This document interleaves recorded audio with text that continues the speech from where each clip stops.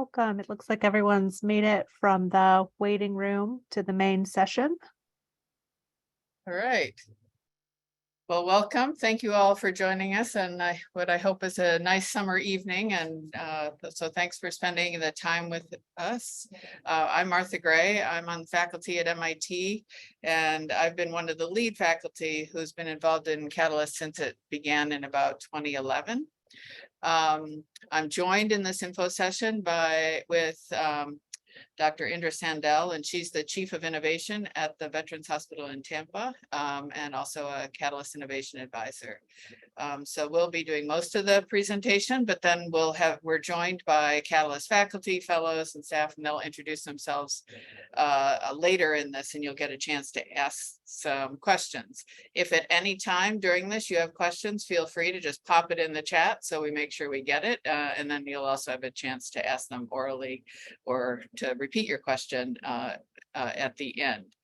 Our goal today is to tell you enough about Catalyst and who we are and how it works, and so that you can decide if this is something you'd like to be a part of. I'll provide, as I said, I'll provide some details, and then you'll get a chance to talk to fellows about its experience, the experience in it. It's a relatively unusual program, and I'll try to highlight those differences. But we do hope you'll ask questions if anything is confusing. So at the outset, I'm assuming you're here because you're interested in or curious about at least bringing innovations to advance health. And this is something that's become almost popular. People are talking about innovation all the time. This is how we're going to change the world. And it is really exciting. We're with you on that. But in contrast to what many programs do, most start with the applicants or the participants defending why their idea that they already have is fantastic and might change the world. And governments are saying, please just go innovate, do something great.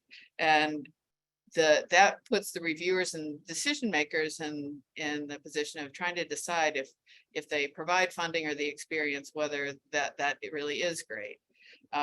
In our experience, the real secret to promoting innovation is not to have somebody hand you something and say, this is great, but actually to really focus on the very beginning and to try to understand what problem you're really trying to solve at the very beginning before you say what your solution is.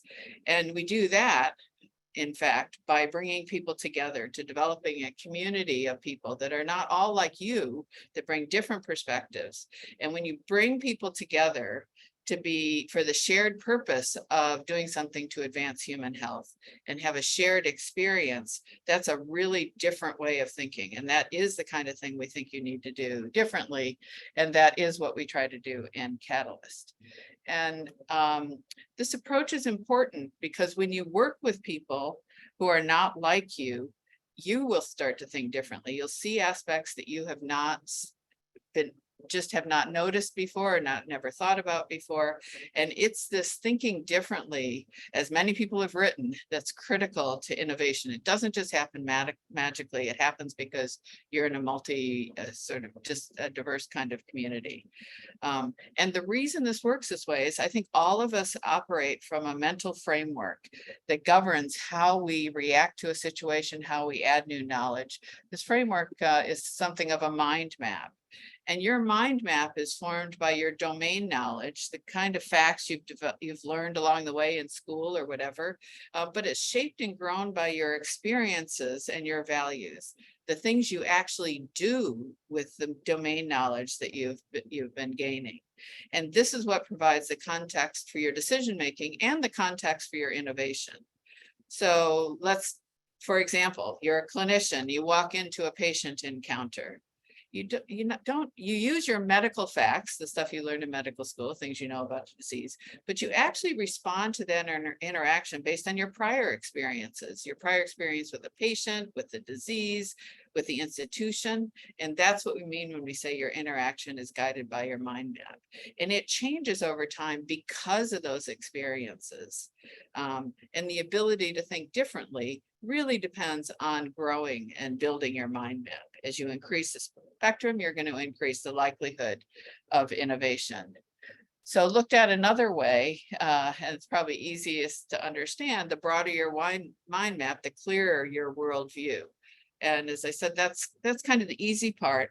The part that's easy to forget, and I myself have forgotten it, is that you can't see anything outside your mind map. You fill it in, you think you don't have these blind spots, and so you don't even know you're missing it. And my guess is you've had this experience, but may not have put it in this context. For example, if you've ever talked to a child or a teenager to tell you they know what it's like to be an adult, and of course they can't imagine what it's like to be an adult until they have the experience that come in the years that follow. And that naivete is really exactly the same thing that happens when you hear people with no experience in medicine talk about how medical decisions should be made, or people with no experience in science talk about discovery approaches, or no experience in the pharma industry talk about how easy it is and how cheap it should be to make and sell drugs. So we're trying to change that fundamentally in Catalyst to help you avoid that kind of naivete and to do it up front. You know, we all have it. The important thing is to develop it. So in Catalyst, we expand your mind map by working together with people who are not like you for the shared purpose of designing and executing research projects that have the potential to advance human health. And when you talk to fellows, and I urge you to ask the fellows that are here, what they tell us is how much this has changed the way they think about problems, not just what they do in Catalyst, but what they do in their day jobs and their life as we get on. So to get a little bit more concrete, let's talk a little bit about what we do when we work together.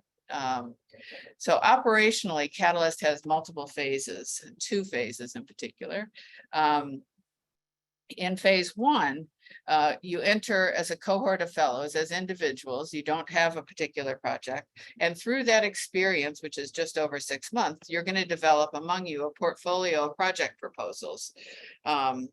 In the second phase, you'll move on to take those proposals that make it through to the second phase, and then you'll actually work on them. You'll try to execute on them, deliver on the opportunity. And to do that, you'll identify a home where you'll do the work. You'll recruit additional team members because you might not have all the expertise you need among the Catalyst fellows. And there you develop the evidence project to have it move on to another value level so it can get funding and move forward. Projects do transition out to independence outside of Catalyst, either with it to continue work inside the academy or to go off into translation and commercial sector, or many alternatives, with the idea that ultimately down the road you have that impact you'd like on human health. So that's the vision. We're going to spend the most time today talking about how phase 1 works, since that's what happens between January and July. So to spark these new project proposals, we really do start with what are the needs, and I'll explain a little bit more in a second. And then, given that need, what are the solution approaches to address that need?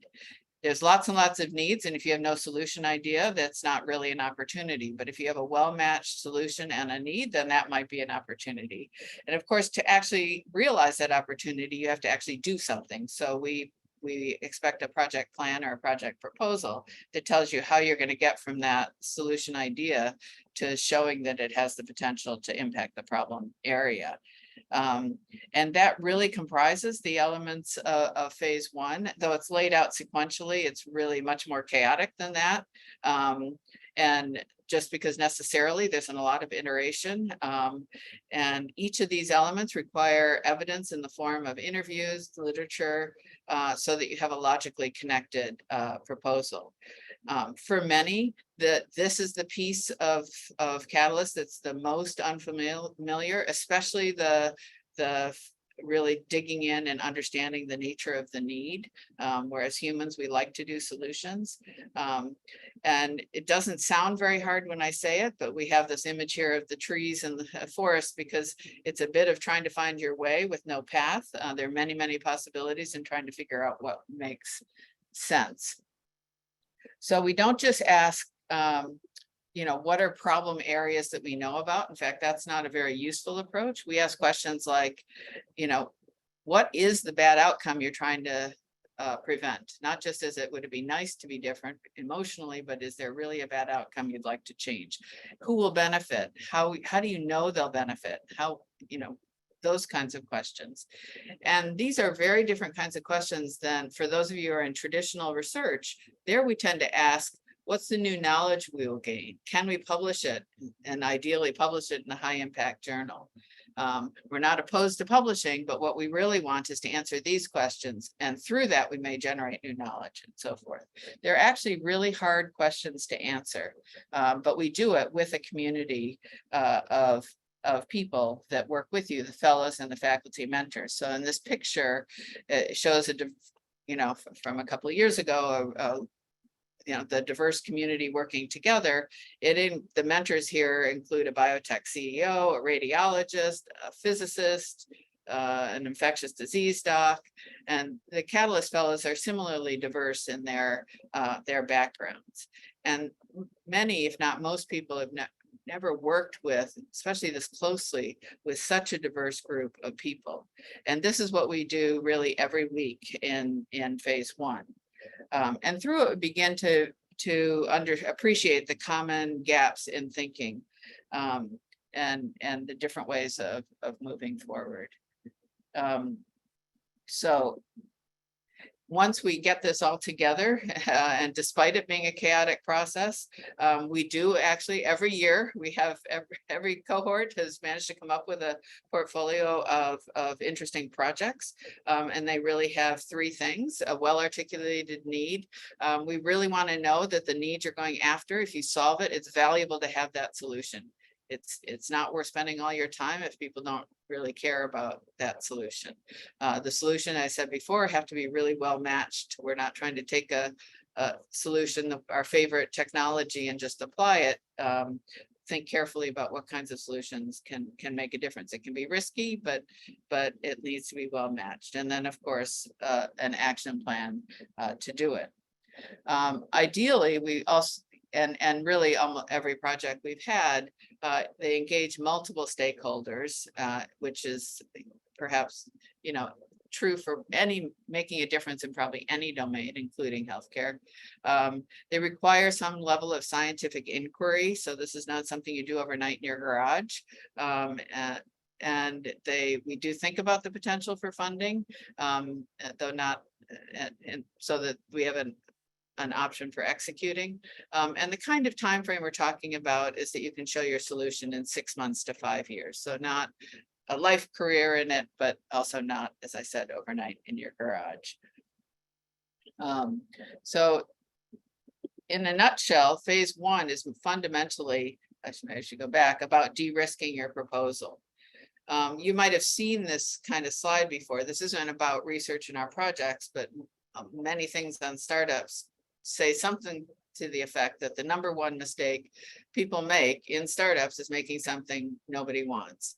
And, that's really no different than what we're talking about, solving a problem that nobody really cares enough about to change what they're doing.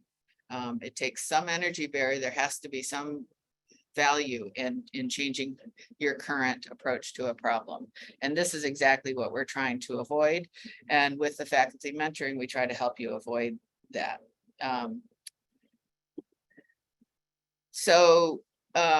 Some other things that make this work is that in Catalyst, again, unlike typical projects that come out of the academy or even other places, is they're not constrained by the expertise of a single laboratory or even a single institution. We have a lot of freedom to optimize between specialties and technologies, medical specialties, for example. As I've mentioned number of times, we have a diverse background, and that contributes mightily to the ability to identify the problems and to find appropriate solutions. So projects always involve multiple fellows, and most phase two projects also involve multiple principal investigators, experts that join. Projects don't stay the same in phase one, and certainly not even in phase two. Sometimes they pivot. And we're not talking about proposals where you have to come with the preliminary results. It just has to be make a logical case for it. I'm going to mention a little bit. Our expectation is the projects that are developed in phase 1 actually go on to be executed. This is not an exercise in just a paper project, but actually let's convince ourselves this is we're spending our time doing it. And phase 2 is like, okay, now we roll up our sleeves and try to actually make that project happen. That begins with establishing your team. We're not expecting all expertise to come from the Catalyst cohort.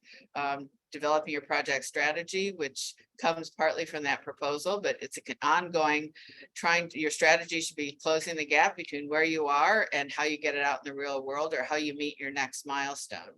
And you make a case for investment, that should say, and then ultimately graduate into independence. Then after Catalyst, the teams exit with their projects, and I'll mention a little bit in a second about some examples.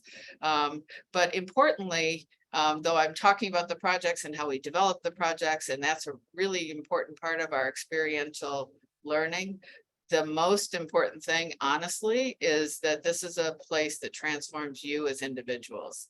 You'll understand yourself as a person, your strengths, and your superpowers.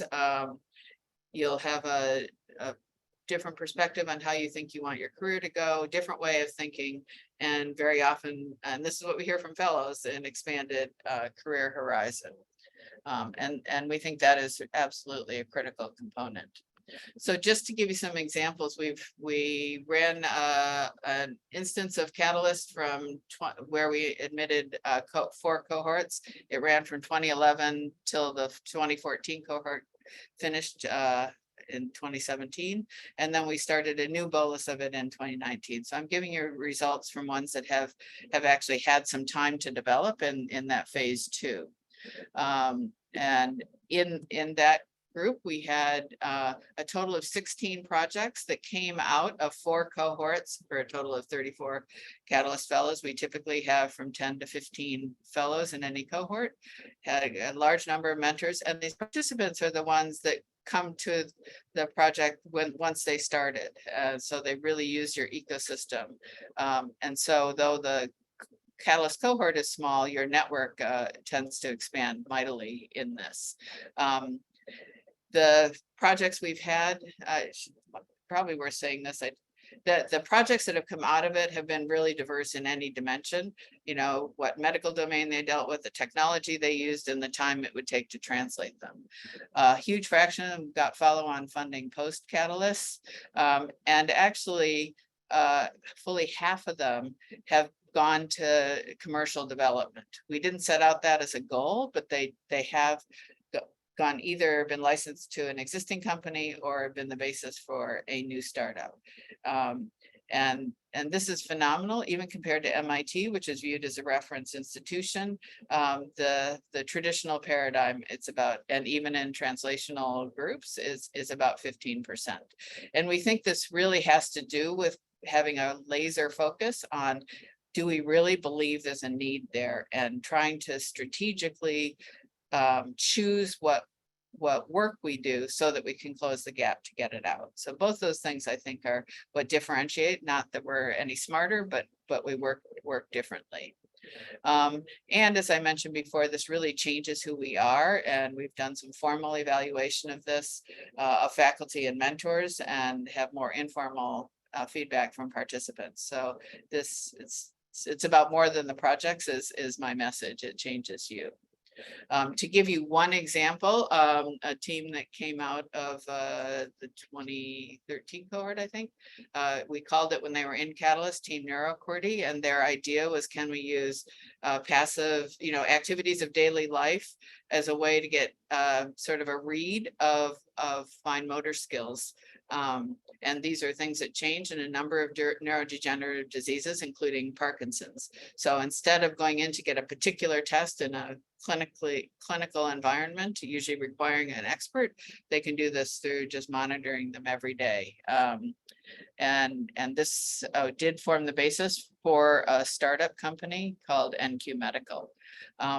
Just to say, that's what they are now. They're actually a successful startup company, but back when they were in phase 1, they started out with the problem of, can we reduce errors in radiology reads? As people get fatigued, they make errors. Can we fix that?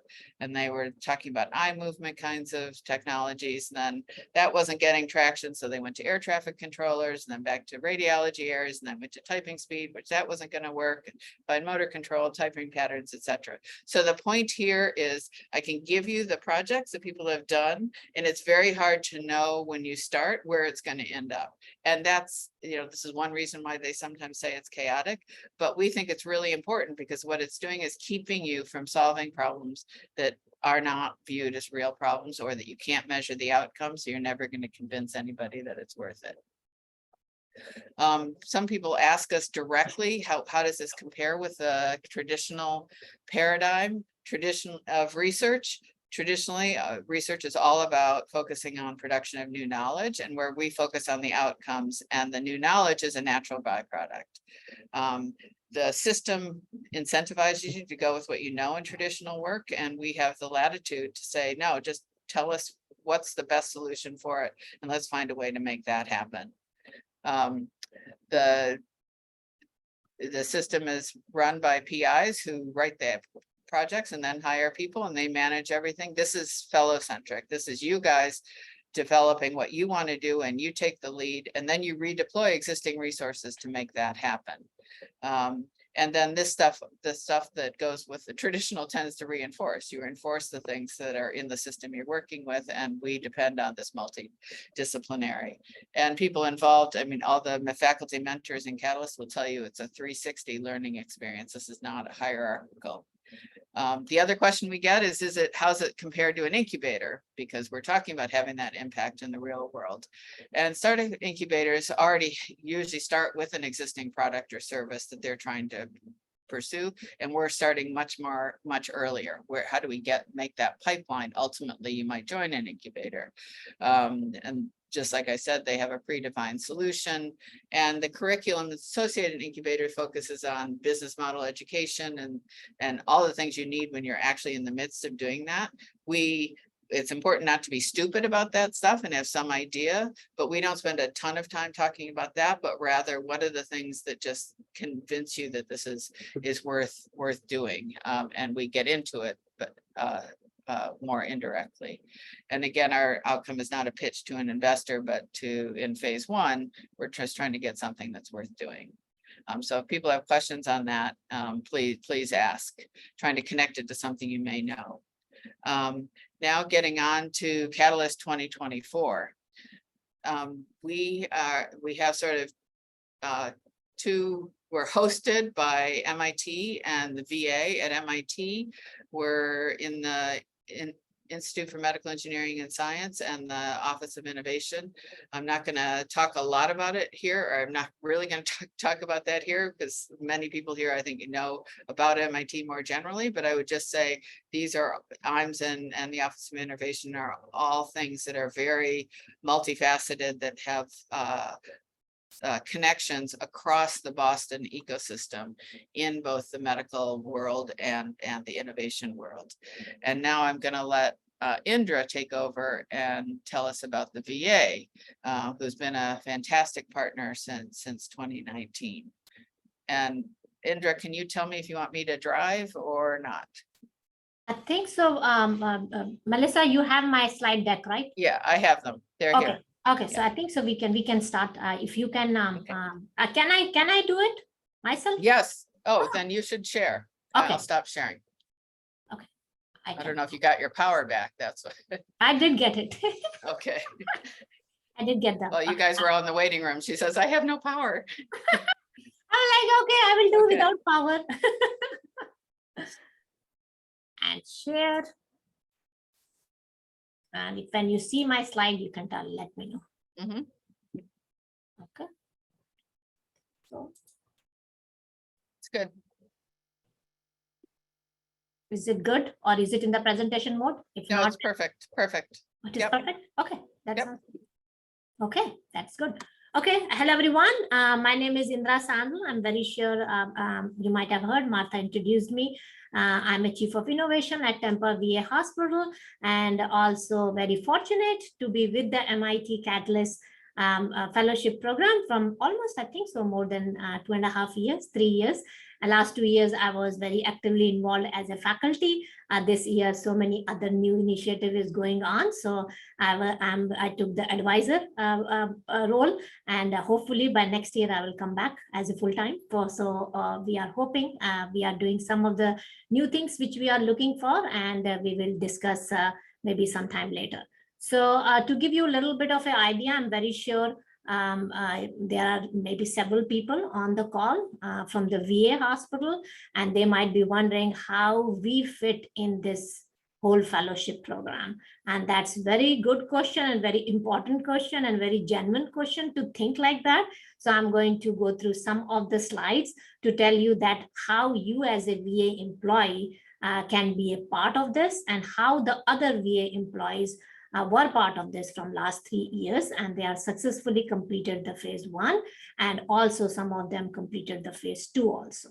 So to coming to the point of the VHA innovation ecosystem, the very first step which happened is that the VHA innovation ecosystem have a partnership with the MIT Catalyst Fellowship Program, so that in their cohort of 12 to 15 fellows, they choose 6 fellows from the VA all across the country.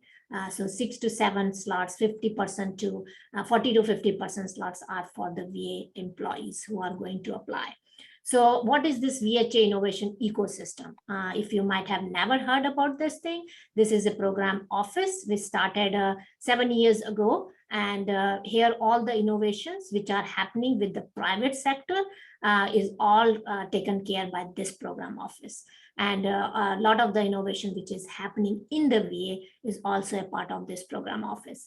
They have VHA Innovators Network, and we'll talk a little bit of that how the VHA Innovator Network helps the VA fellows when they are out from the phase 1, from the funding point of view, from the resources. So we are also very actively involved in that space. VHA Diffusion of Excellence is the VHA Shark Tank. I'm very sure anyone who is on the call from the VA might have heard about the VHA Shark Tank competition. And the third portfolio is the National Center of Innovation. I'm not going to talk more about that. And the VHA innovation ecosystem have 2 types of fellowship. One is the internal fellowship, which is only for the VA fellows and for the VA employees. And the other is the MIT Catalyst Fellowship Program.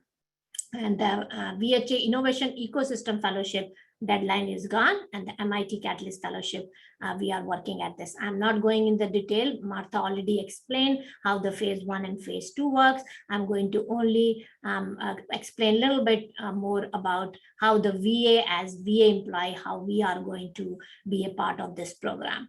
As I mentioned earlier, that we do have the VA fellows who will come from the other VA hospital. They are going to work with other VA fellows and also with the non-VA fellows who are part of this cohort. And also the VHA Innovator Network will help you during that process. And we also have a faculties also in the program who are from the VA. So it's not that you will not have any faculty from the VA also. So we do have several faculties from the VA. So how does it work? So this program, I think so collaboration with the Boston is from long time with the Boston VA. Last 3 years, 3 years ago, I think so 3 cohorts ago, they opened the MIT Catalyst Fellowship Program was also open to other VA other than the Boston VA. And one was the Memphis VA and other was the Salt Lake City. And last year, they opened it for all the innovator side and also all across the country. So any employees who are working in any VA hospital or the program office can also apply for this thing.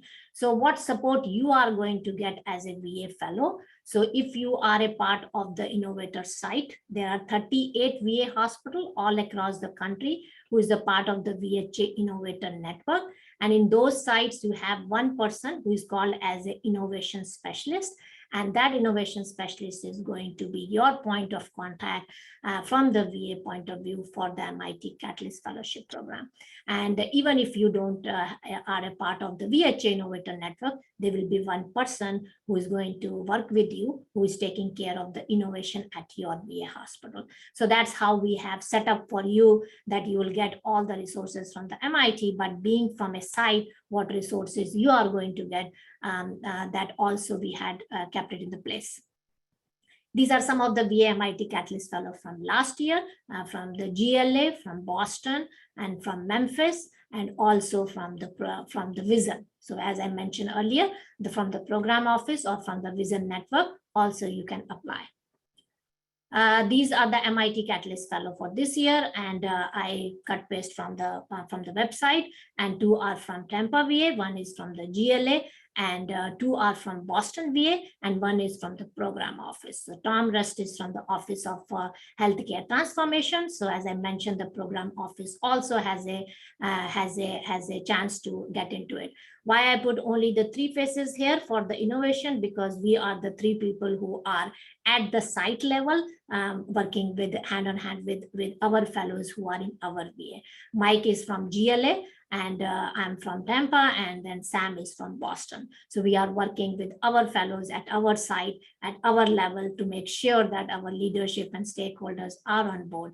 You can see on the top, I put Susie. She is the director of our fellowship program, for both the fellowship program with the VHA innovation ecosystem, and we work with her closely, and the MIT Catalyst program also.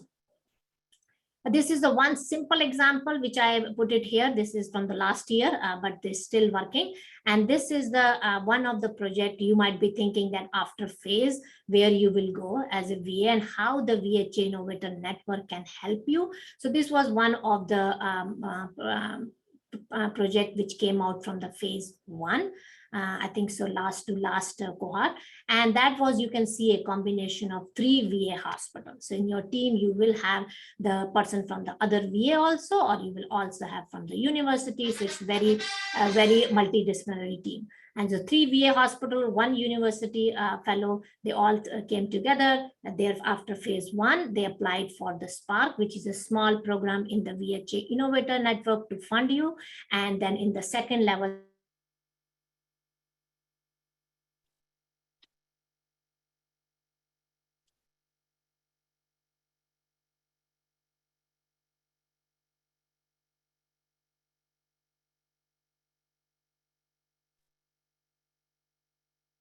It seems that Dr. Sandel cut out.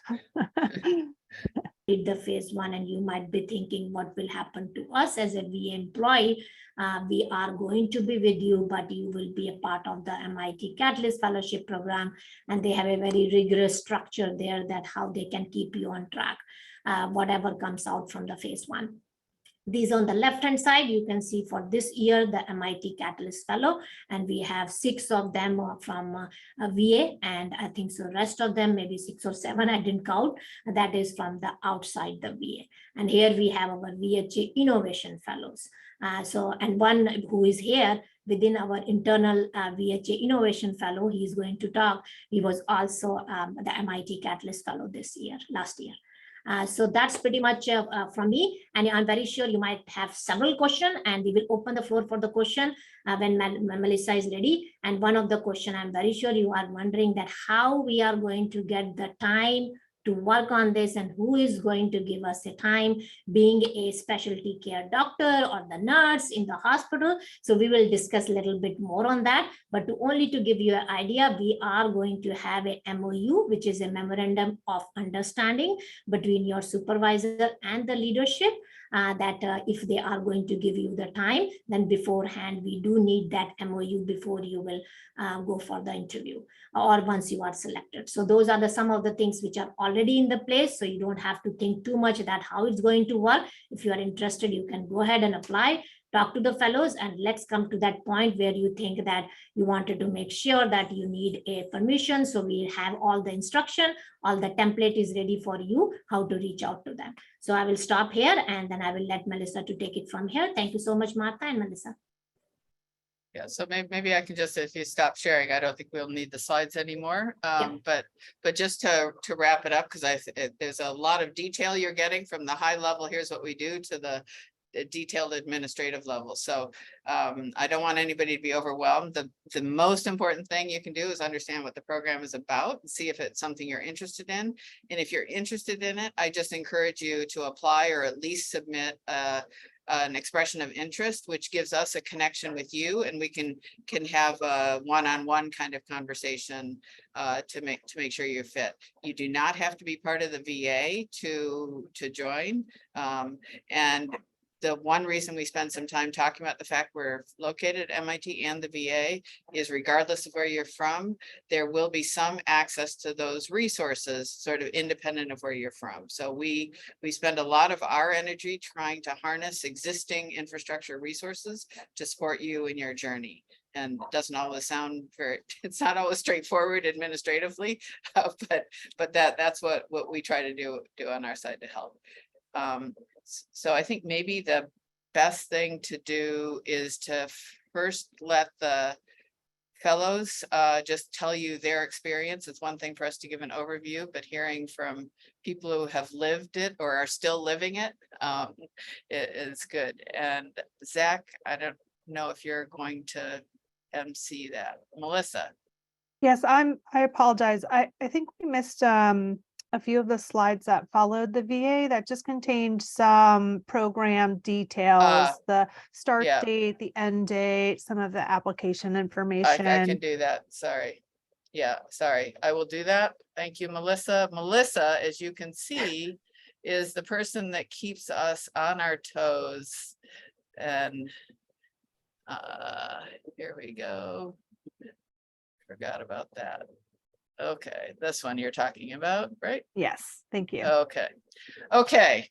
Now back to granular details. So during this phase one, which is, again, we're giving you the information on phase one because that comes immediately. Our expectation is that we want you to enter this with the idea that you will continue, for at least a year. You can get an off ramp here if it just isn't working out.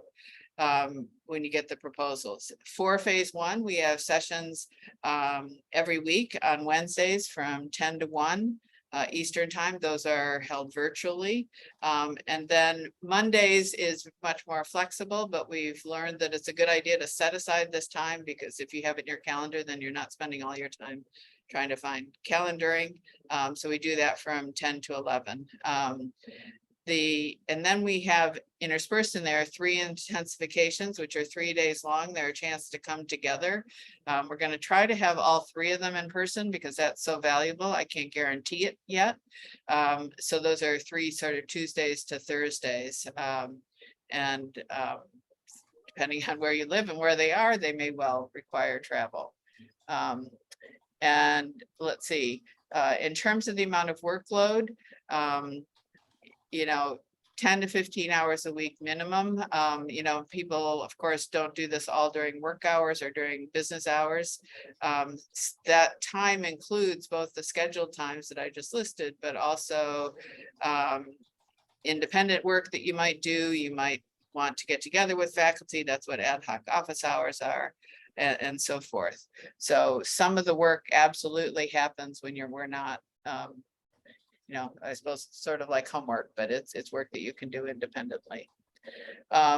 Because of our donors and our partners, we at the moment do not charge tuition for this experience, but we don't have the resources to cover travel. The VA does. Innovation Ecosystem does support the VA participants. The non-VA, you'd have to make your own travel. You can always work with us if that's if it's untenable given your situation, but this is what you should anticipate. So it doesn't cost you much, if anything. The applications are due August 3rd. you're welcome. You can access the online application now. There's also an expression of interest that you can tell us if you want to save yourself the trouble of completing the entire application. And you can decide through interactions whether this is for you. We'll select people for interviews, and we'll let you know by something like August 25th whether you're invited to an interview. The interviews are virtual. They'll take a chunk of the day, not the whole day. But so if you can block out September 8th, that would be great. And we'd like to let you know by mid-September whether you're in, so that you can make the appropriate plans in your calendar. We'd like to know from you by mid-October whether you're going to enroll. So I think all this information is on the website, but just to drive it home. And with that, Melissa, I believe now we can turn to what I said and let have the fellows tell you what it's like, what it's meant for them as individuals and in the context of their careers. And Zach, unless the airport was a problem, I understood you were going to MC this part. And we did take that into account, and Akshar has volunteered to MC this part. So, all right. Well, it's great to thank you so much. Thanks for having me. And it's great to see all of you who are joining us tonight.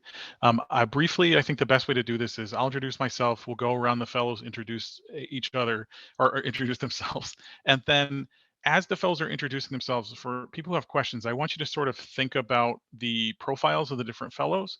And if you have a fellow that you're really interested in answering your question, just go ahead and put that in, because they might have a relevant expertise. And if we need to direct faculty questions, we will as well. So I'm Akshar Abbott. I'm part of the spring 2022 cohort. I am an ophthalmologist and a medical retina specialist with the VA.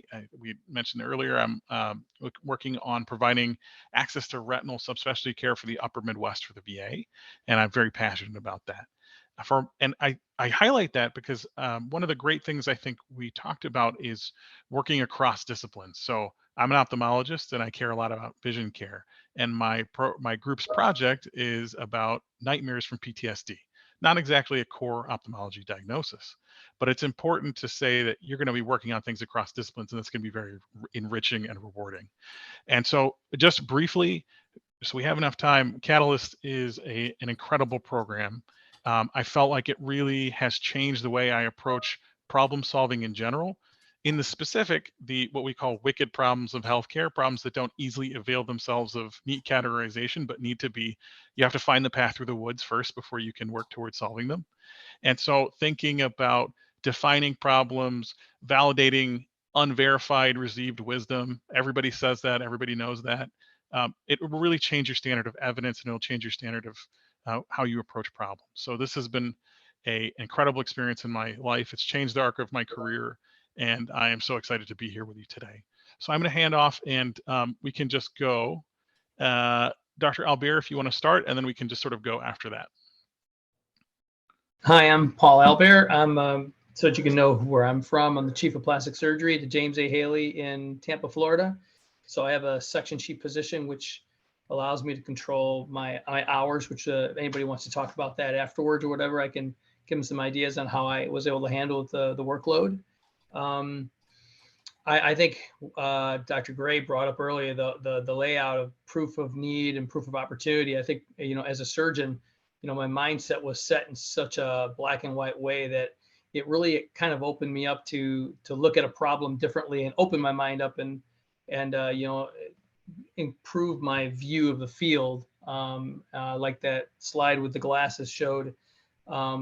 As point of impact wise, I deal with a lot of pressure injuries. I think my cohort's tired of hearing about pressure injuries because we talked about it way too much, but that was my life. And it was such a great experience, and still is, to have the team we formed. We're not all VA people. That's the beauty of the program. You have, engineers from Spain, from aerospace. You've got, informatics people. I mean, it's so dynamic that it really allows the depth of the experience to just grow. And, it's humbling in a lot of ways from your own point of view. what you don't know, and the team really supports you. So I was really happy with my experience and the way it's moved forward so far. But I'll keep it short since I'm sure the people want to bring on. So I don't know who's next, Asher. We can go, Dr. Bejor, if you'd like to. Are you with us today? Yes, I am. Can you see and hear me okay? Yeah, great. Okay, great. And I'm in a public place, so I apologize for background noise. So my name is Dr. Laura Bejor. I'm a psychiatrist at the James Haley VA in Tampa, Florida, along with Paul Albert. My current practice and research focus on comorbid PTSD and traumatic brain injury in the special forces population. So it's been a very good, intense, thorough experience for me. I've enjoyed working with and meeting so many bright and motivated people. My project is focused on sleep and PTSD, pulling data off wearables and then building a data bridge to providers so that we can improve treatment for that population. It's one thing to practice and try things on a small scale, but it's incredible to have the opportunity to try to scale those interests and hopefully implement and make improvements on a much wider scale. So I'm very grateful for that opportunity and would be happy and thrilled to answer any questions that you might have. Thank you. Zach, if you want to go ahead and introduce yourself. Absolutely. And apologies also as well. I'm in a public place too. But hello, everyone. My name is Zach Buono. I'm a biomedical engineer at the U.S. Army. I work out of Fort Detrick, Maryland. And my focus in that job is on doing research and systems engineering design for medevac and combat casualty care. So my experience in there, lends itself towards the military side. But my work through this has been focused on endoscopy, and I'm currently on a continuation project from last year's cohort with another engineer and another and endoscopist from the Boston VA, and we have a fingers crossed hopeful startup coming on down the line. So I very much appreciated everything from Catalyst about the way that it supported our ability to identify this problem, foster us together. For example, I'm in Maryland. One of the cohort members is in Boston. One of them's out in Salt Lake City. So we would never have gotten a chance to work together and try to solve this problem without this program. So if you have an engineer outside the VA system, I'm happy to answer those questions about how this can fit into your, job and career outside of your day job, I guess. So happy to answer any questions and looking forward to hearing about y'all. Bye. Dr. Ikuta, would you like to join in? Hi, everyone. My name is Victor Ikuda. I'm a physician researcher at the University of Pennsylvania, and I was a part of the spring 2021. Oh, just realizing I was muted. My apologies. Hi, everyone. My name is Victor Ikuda, and I'm a current physician researcher at the University of Pennsylvania, and I was part of the spring 2021 cohort of Catalyst. And during that process, I decided to step outside my main expertise, which has been in kind of like neuroscience, to work on a project looking at the effect of skin pigmentation on pulse oximetry. And that was a really sort of interesting process. It had me dabbling in things like optics and engineering, fields that I really knew nothing about before doing Catalyst, but it also allowed me to grow in my knowledge. Another thing that sort of Akshay touched on is the fact that during Catalyst, you have a chance to really learn how to kind of define a problem, like what is actually a problem, what's a real unmet need, and to sort of grow in your ability to think through these kind of challenging problems. I participated in Catalyst while I was still a student. Happy to speak to anyone have questions about participating while they're still in graduate school or medical school training. Thank you. That's great. Thank you so much. And Vivek, please, if you'd like to join in. Yeah, absolutely. Hey, everyone. I'm Vivek. I'm a fifth year now, I guess. Scary. PhD student at Yale in computational biology. My background is in computer science and machine learning, focused on various natural language processing problems in the emergency medicine space. So yeah, it's I joined sort of through word of mouth from a previous fellow. I was in the same cohort as Laura and Paul here in this most recent one. And my project is around trying to develop a new sort of diagnostic test for early prediction of patients, children with potential schizophrenia in the future. But yeah, I'm happy to also talk through some of the things that you might have to consider if you're doing this in graduate school, how you might have to split your time. But in general, yeah, absolutely a phenomenal program. I think as graduate students, sometimes we get very hyper specific on what we're working on. And this is a great way to sort of take a step back and reevaluate the healthcare landscape and sort of get a perspective on what are the problems that you want to be working on, very similar to how Dr. Ikuda said. Thanks. Great. That's a great intro from the wonderful fellows that we have here with us today. I think that what I'd like to do now is if we have just a couple of procedural questions that are built up in the chat, then I'd like to address those. And then if we can come back to questions you might have to want to direct to the fellows, or if we have more procedural detail questions, we can do that as well. But I just want to make sure that we're matching the question to where we want to get answers. So if we have, I think we've covered it looks like the letters of recommendation. One thing I think would be very helpful if we could address this to the faculty is deciding on what are the characteristics of a good referee for your letter, your good reference for your letter. So who are the, what kind of relationships you're looking for, what kind of details can they provide? So I'll pass that to the faculty. Yeah, I think for the letters, we're looking for somebody who knows you, has worked with you a bit. I mean, having no other input is hard. A major part of our evaluation actually comes from your application itself and from the interview. But you've worked with people over the years. It doesn't have to be the way you think about applying to school. We're not, if you haven't, but either a supervisor, or if you've done research with somebody, but somebody who knows you well enough to speak to, you know, how you think and how you like to work.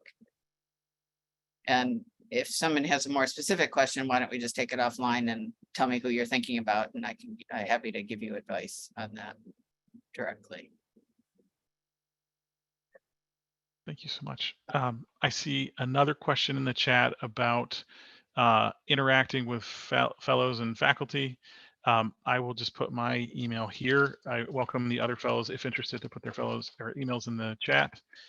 If you're interested, just reach out and we can get some time on the calendar. I think everyone, you know, with clinical schedules can be a little bit busy, but we will make sure that we get a chance to talk. Okay. Spencer. Hi, yes, thank you. Very interesting and exciting. I had a question about phase 2. I was wondering if you could speak a little bit more to what's MIT and the VA, what are the roles there during phase 2 of these projects? Yeah, so we are actively involved in both phase 1 and phase 2. The involvement's just managed slightly differently. So during phase 1, as I showed you a picture, there's a cohort of faculty mentors and then a cohort of fellows, and we all meet together, even though by the end we have, you know, four-ish projects that we're focusing on. Once we go to phase 2, we do more sort of project-oriented work. So we'll assign a couple of faculty to what we call a working group that you'll meet regularly with. These are not the same as if you've been in a lab and you have a supervisor. They're not intended to be your supervisor. Sometimes they're actively involved in the project on a day-to-day basis, but mostly they're there as sort of a scientific advisory board to help make sure that you're thinking very strategically about what you do, help you make connections of the kinds of people you need to make. So that happens through meetings that are generally every other week. On top of that, there's some programming to help get over common challenges, like if you're getting close to the point where you're at a point where you're thinking about, do I have IP, or how, where might this get out? We have some assessment of that and put you in touch with resources and people who can help you. There's sometimes project management. How do you even, if you're going to bring students on your team, how do you think about that? So there's some block and tackling to actually be effective in moving it forward. Those kinds of things that happen for a lot of teams. So we try to do those as more of a common curriculum if you will. And then we try to get together twice a year where we just update and ask questions of one another, but where they are, so that we can continue to keep the community, because a lot of the value comes from people you don't see every day weighing in. So it's not as structured as you have in phase one, but there's absolutely structure. And I saw there's a number of questions in the chat about the phase three, and we talk about phase three. It's also non-trivial to actually commercialize something, which is part of what we think of as phase three. We do have some ad hoc support, and we're trying to grow that, but we haven't made it an official, we've got it all figured out kind of phase. If you're here because you think I don't want to be coming up with a pipeline of ideas, I want to be at that interface, then there are other incubator type programs that are probably better suited to that here. But on the other hand, a significant fraction of our teams have ultimately made that transition, and we don't happen to have any fellows on the call that have been through that now, but we could put you in touch with some. So we do try to support that effort through our mentoring network. Thank you. I just want to direct this question, John, about time management and commitment to Dr. Albert.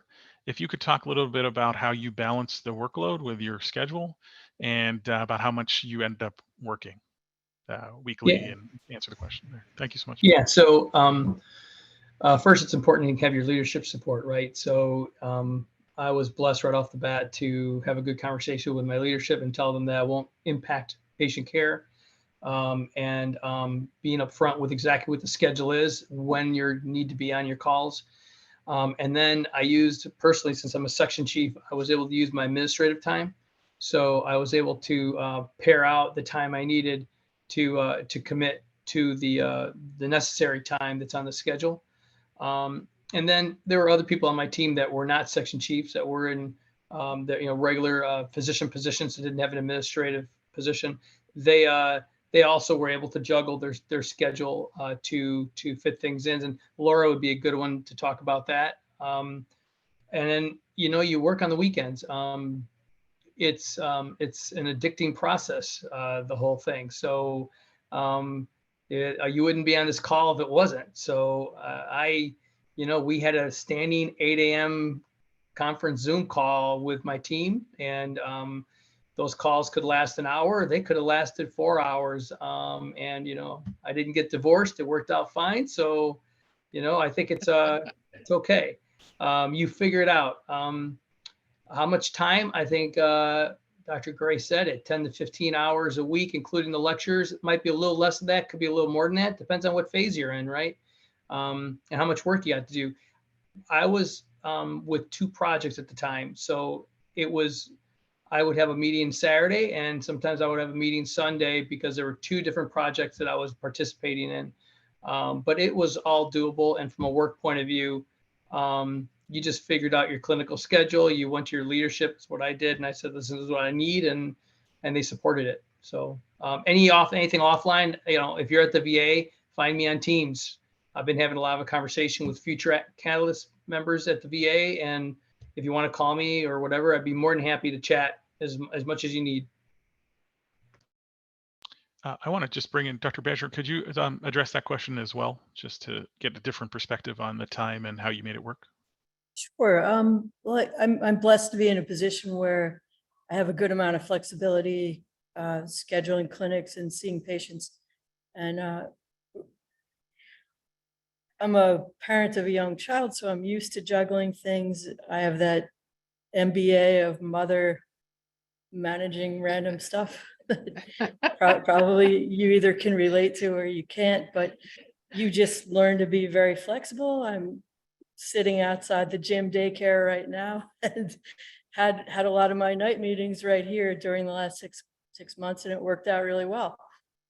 My daughter enjoys the time, and I lift weights in between meetings, not while we're talking right now, but I think if you don't mind a little bit of a shotgun mentality of just adapting as things come up, I personally really like that. I don't like working a set schedule, and being creative and being around other creative, motivated people, it'll work for you.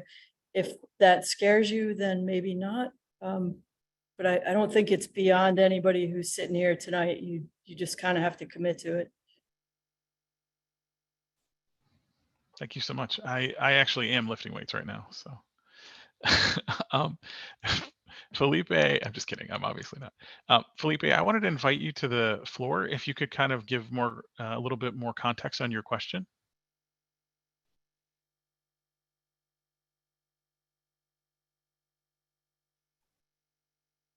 Hi. Hi everybody. This is a question about the proof of content. Do you have any idea about the innovation in some areas of nursing, of medical advice, or of if you have some ideas about the technology could improve the medical protection? You could try in this phase one, in this proof of content, to try to validate the hypothesis. I will come in on this, and then I'll go to faculty as well. So my sort of concept of this is, I think the better way to look at it, rather than validating an existing idea, is to try and define problems. And just as like we were talking about, not be solution oriented, but problem oriented. And then I think it makes a lot of sense to bring in all of your expertise and the things that you're working on, the concepts you're interested in informing how you go about solving the problem. But I think it's challenging, and I think it's a little bit not necessarily aligned with the Catalyst method or sort of a sequence to come in with a hypothesis of how to do something and then try and test it. I will go to faculty here if there's anything else you'd want to add. Maybe I can add to that. I will say that it's human. Many of us have these ideas like, can I use this technology to solve this problem? I think I understand. And in theory, you could start with the technology and then figure out how best to apply it. In practice, that turns out to be really hard, because it's very hard to be open to the real need. If what happens is, when you understand the need, your technology isn't the right one for it, right? So that's what forces us to try to start with the need. But I will say that it happens every year that there's at least a couple people that have this technology that they're convinced is the solution. And sometimes we manage to, it ends up working out, and it may not be exactly what they wanted, but some semblance of that is what happens through it. So what I would say is, if you come in with a particular idea that you're convinced this is the technology I want to solve technology A to solve problem B, and that's all you're interested in, then you'd be better off in another kind of accelerator where it's just about that kind of project, and I can put you towards that. If you say, this is how I'm thinking, but I'm more open to things as I understand better, then this might be the way to do it. Does that make sense? I think I also saw a question, just quickly, I haven't been doing a good job of keeping up with all the questions in the chat, but there was a question about whether you have to worry about whether it's a problem of the VA. I think in our experience, virtually, because the VA serves veterans and their families, I think virtually every problem that you can find in medicine is a problem. The VA, the scale might be a little bit different, but I would not worry about that. I think if Mike is still on, he may have a comment on that. So certainly the people at the VA would like to see some of these things make it through the VA, completely understandable, but I think that shouldn't be a big influence. I think you should think of the VA as an incredible resource as part of this program, because they are an integrated healthcare system, and that you have some chance to both leverage it and learn from it. Mike, I see you. Do you want to correct me if I'm? No, that is right on. I mean, I feel like the VA, it is the largest single integrated single healthcare system in the country. So if it was just up to VA to do things that were important to VA, we can do that anytime anymore. The value to me in this program is that it is intermixed. There are people from around the world that participate. It is different services. It is private industry. It is academia. And it is like that experiential diversity that makes the projects really come to light. So yes, of course, there are VA priorities in there, but the VA is just one facet of what it can be, and a resource that supports everyone who's affiliated with it, because a lot of that value does return to our veterans, and then that value comes back to the greater humanity. Thank you so much. That's a great context to put on that. Dr. Vega, I'd like to invite you to ask your question. Yes, first of all, thank you for this webinar. It's been very interesting as a program itself. I'm a PhD in computer science who has been working as a research associate in Luxembourg for the last 5 years in projects related to Parkinson's disease, COVID, and sleep behavior disorders in both local projects, European projects, and in relation with Michael J. Fox Foundation. My question is whether this program is leaning towards clinical solutions or more industrial products, and how is the feasibility to translate the proof of opportunity and proof of concept into real things? What do you expect, more clinical things or industrial products? Thank you very much. I would direct that to the faculty if we can. You know, I think there are many ways to have your ideas get out into the real world, and one of the most common one is through commercialization, right? So I think when we start very early, it's very hard to say at the outset which one is the best one. There are certainly some solutions that are not they're either not a company, they're really a product, and so would need to be licensed or something like that, or the best way to translate it is through a different process, right? So I think that's it. Our real focus is on making sure you picked a problem, which if you can solve it, there's real value in solving that problem, right? And then the way to get it out there and deliver that value, assuming you are able to show that you can do that, I think then we should do that in a project specific way. So our hope is that these things do get out to the real world. And I do want to say, because we say we want some scientific inquiry, we also want to be in a position to try things that are risky, right? And not everything you want to do is going to turn out. So if it doesn't make it in the real world because the solution, your idea you had either has a longer timeline or it was just wrong, then you have to go back and come up with a new solution. That's, to me, as long as it's done in a logical way, then we have to accept that as an outcome. Otherwise, you don't try anything risky, and then we have less chance to make a difference. Thank you, Professor Gray. So then it is clear, as an engineer, I had some cross-sectional ideas that I wish to translate to product or more a startup idea. So I think from your answer, I get that this is the place in which this can happen more than, for example, the university or research institutions. Thank you. Yeah. If you have, as long as you're not wedded to a particular project, because we need people no, of course. But yes, absolutely. And yeah, I come from academia.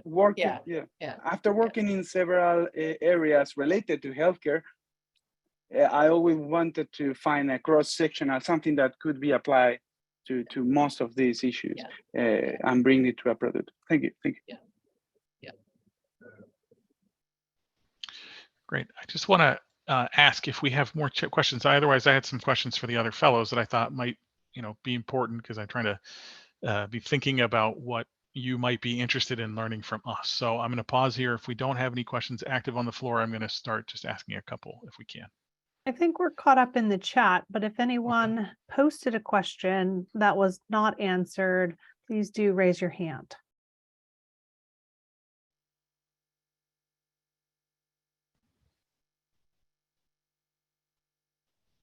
Okay, are we good? All right.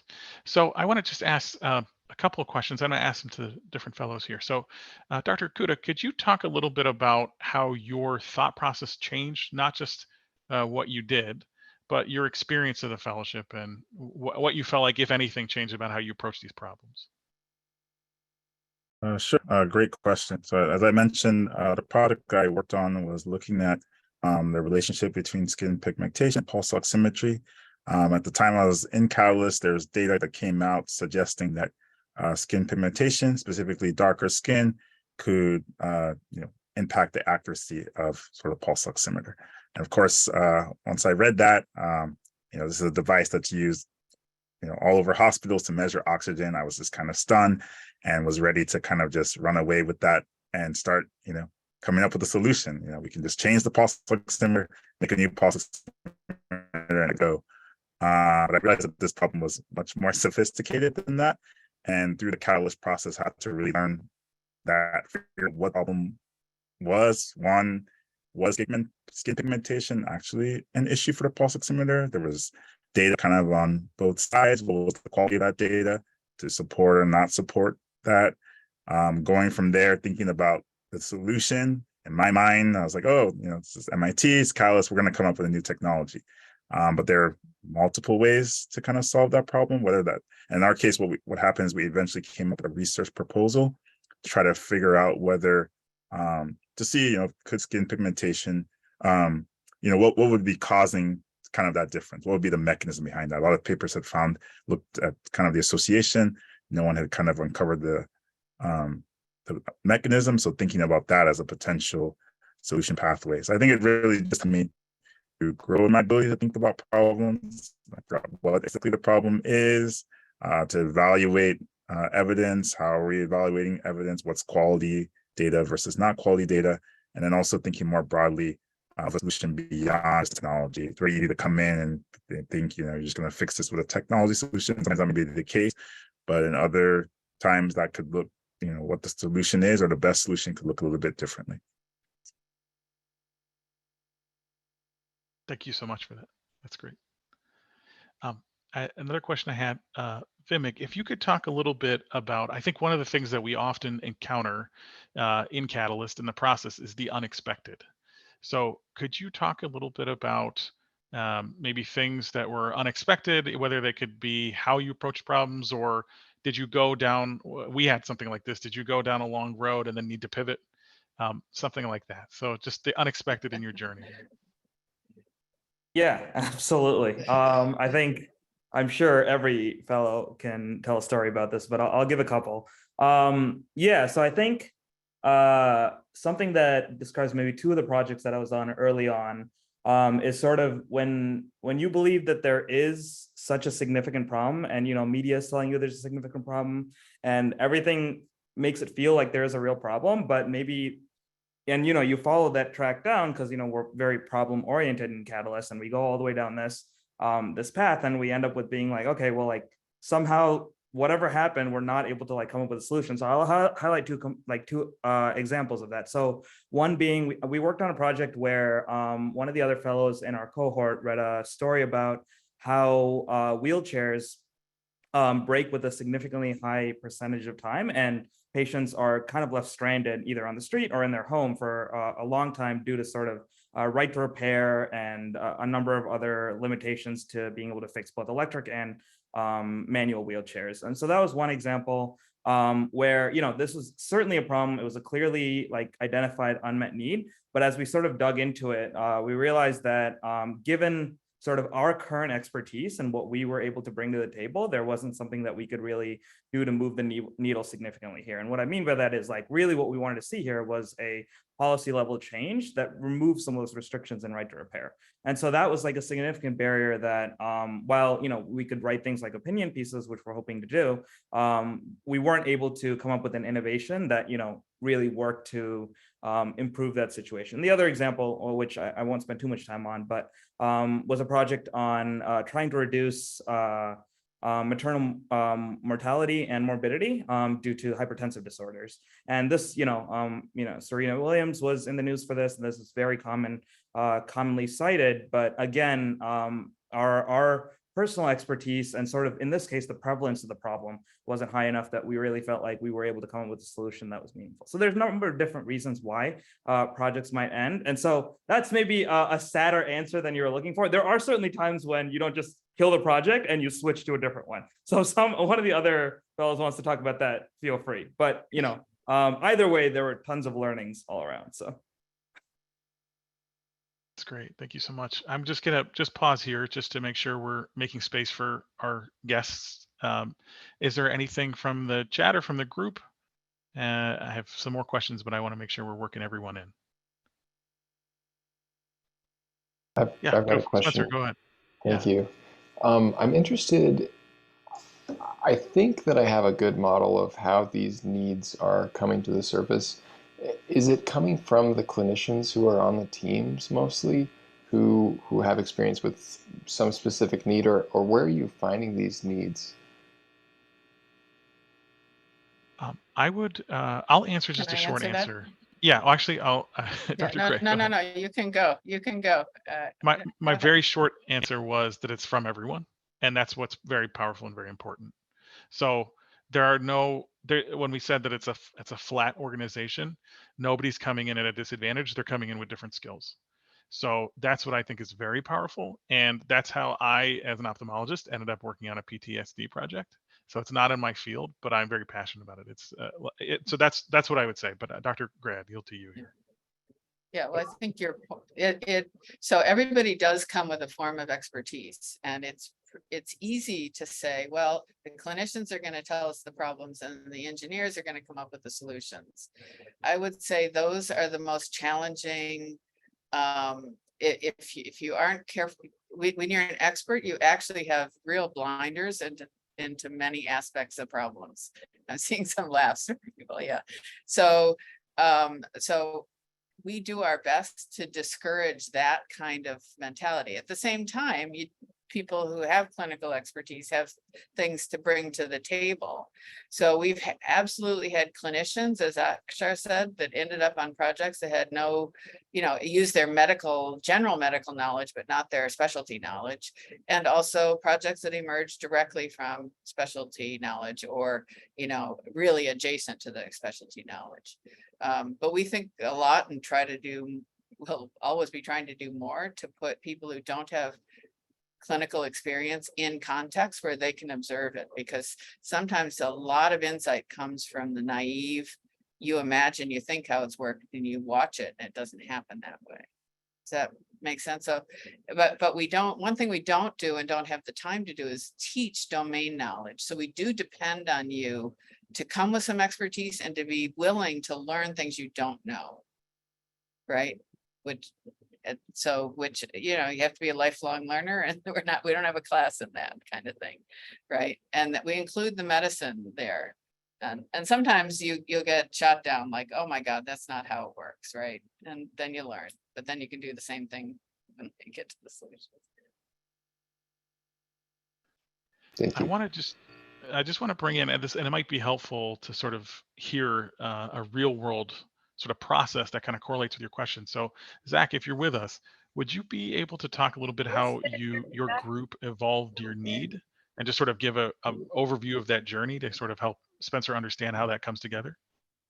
Absolutely. Yeah, I'm happy to talk about that a little bit. So, although Martha mentioned how sometimes the clinicians aren't the ones who are providing direct expertise, in the cases of my projects, it actually, in fact, was. And one of the projects I'm working on, in fact, the direct expertise came from a problem that the clinician who I'm working with on the team directly had. It had to do with thumb pain while she was herself doing endoscopy procedures. So she would come right out of an endoscopy procedure, her thumb sore, and say, guys, my thumb's sore. How do I fix this? And it was a recurring problem that kind of started as like an offhand comment just during a meeting. And then we have now dove into it, and now it's a developing project where we're developing a product and hope to be able to actually use that to solve the problem. But I do want to say, although I'm on the younger side, I'm an engineer, I'm not a clinician. It really is, and I can truly attest this, a flat kind of atmosphere where the clinicians, they have given me the space to call them out when I think that they're wrong, and they've called out me when they think that my ideas are not going to work. So really, it was at least for me, a very collaborative situation where we were able to really get truly honest and approach the problem just as a problem. So yeah, that's kind of how it built on our side, but yeah, happy to add to that. That's really great. I'm trying to sort of work in, because I think that Catalyst has so many layers and it has so many threads that, you know, when you're talking about it, you're talking about people who have different expertise. You're talking about resolving problems or agreeing on problems together, what the problem is. And one thing I'd like to invite in terms of that process Zach was just talking about, like finding out when you're wrong. I think that's a great way to talk a little bit, if we have a second, for the independent advisory panels. So Dimitra, if you have a moment, would you be able to tell us a little bit how the expertise that surrounds the fellowship helps the fellows with their questions and tells them when they're wrong in a very helpful way? As Martha will tell you, I come to this table with a faculty perspective from the commercialization world. So I always try to catch myself before I provide my feedback and insights to remember what the program is all about, which is all about impact in healthcare, but also impact in the life of fellows. So it's the hardest thing to do, no matter what program you're in or anything in life, is to tell somebody that baby's ugly, right? So how do you tell them your baby's ugly? It's really hard to do. So essentially, what we try to do is we try to use some of the Socratic method. We encourage the fellows to keep doing secondary research, which means like keep reading main publications, reviews, articles. And when you hear us ask too many times, it means that we know something you don't know. And we're trying to get you to get there yourself rather than being prescriptive. And then once you have a good foundation, then we always, and this is something that I always do, is make introductions to key opinion leaders, subject matter experts, people that have done this before multiple times, that have failed, and make you put in context so you understand why they failed. And are you going down the same path that other people have tried before and they failed? So it's a hard thing to do, and it's hard for us as well, but it's hard for the fellows to figure out what, crumbs are we living in front of them so that they can follow it and get to the end, because we try not to be prescriptive. This is part of this program, right? Try to learn how to get through the ideation journey on your own with our guidance and our mentorship. I don't know if that answered your question. Yeah, that's wonderful. Go ahead. Sorry. Please, go ahead. I was just going to add a little bit to what Dimitra is saying. And, the faculty aren't always right either. We acknowledge that. So I think that some of our reticences, we've definitely been in like, I'm not getting this. This is not making sense. So I don't think very often we sit there with the answer, but we're bringing our experience and saying, I'm skeptical based on my experience, but we've definitely been proven wrong. And I think you also asked about the independent advisory panel. So in addition to the faculty, we have other experts from around the country that periodically look at your projects and give sort of an outside view. And that's another place in which, they provide, I think the fellows might comment on it, but I think, sometimes what they say is similar to what the faculty is saying, but they often say it in a different way, and they bring different expertise to the table. And Martha, maybe one more aspect here is that there's different answers, different perspectives to the program, and that's what the power of the different faculty. We might even disagree with each other because we have different perspective, right? I might look at it with one lens, another faculty member will be looking at it from another lens. Yeah. And that's part of the program because that's real life. That's how it happens out there. So.